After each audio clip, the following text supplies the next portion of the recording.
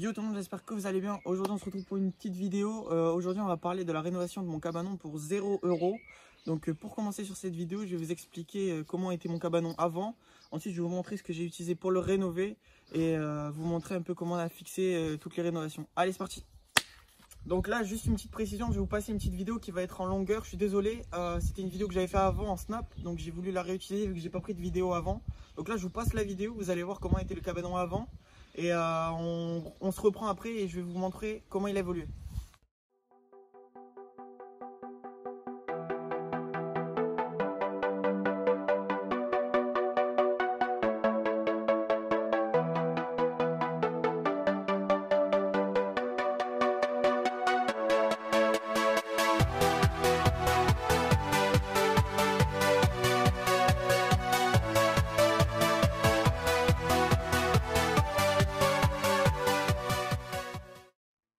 Et là on retrouve le cabanon tout rénové. Donc comme vous pouvez le voir, comparé à avant, ça fait un léger changement, même un gros changement.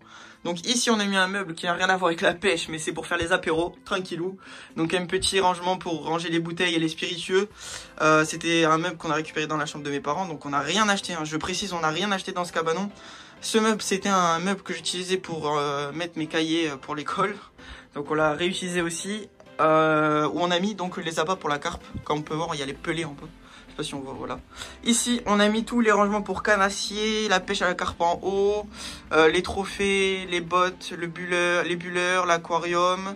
Voilà, tout ce qui est pour toutes les pêches. Ici, on a mis quelques trucs pour la pêche à la carpe aussi. Blender, mixeur, etc. Ensuite, ici, on a entreposé donc les cannes à pêche. Donc voilà, je vais vous expliquer un petit peu comment on a tout posé. Donc voilà.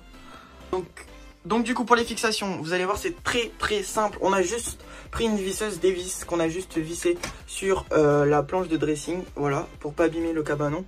Bam, on a juste venu visser un petit vis.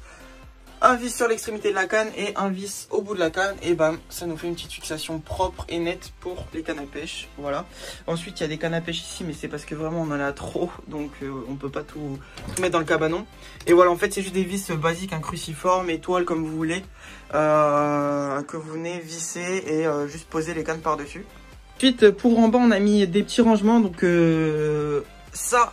C'était les portes de dressing de la chambre de mes parents qu'on a réutilisé aussi. Vraiment rien du tout acheté. Et ça, c'était des lambourdes qu'on avait acheté du coup quand on a monté le cabanon. Donc voilà.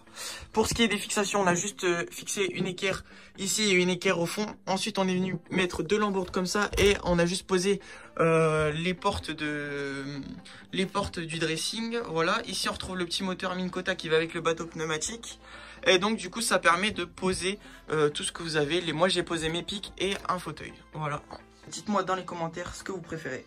Et ici on retrouve le flat tube. Alors pourquoi il est en longueur, vous allez peut-être vous le demander ou peut-être pas, je sais pas. Mais je vais vous expliquer. On l'a mis en longueur pour éviter les pliures au niveau de la bouée ici.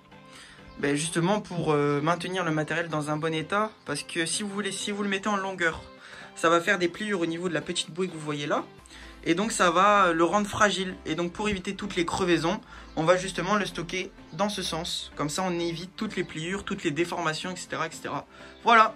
Voilà, c'est une fin de vidéo, j'espère qu'elle vous aura plu. Comme vous avez pu le voir, on a rénové le cabanon pour 0 €. Comme je vous l'ai dit, c'est que des matériaux qu'on a récupérés des chambres, de ma chambre et de la chambre de mes parents.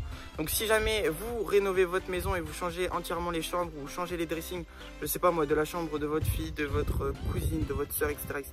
N'hésitez pas à les garder et regarder qu'est-ce qu'on peut faire avec ce qu'on a dans les chambres. Même si voilà, c'est pas non plus magnifique, on peut toujours faire quelque chose. Au lieu de jeter, c'est toujours mieux.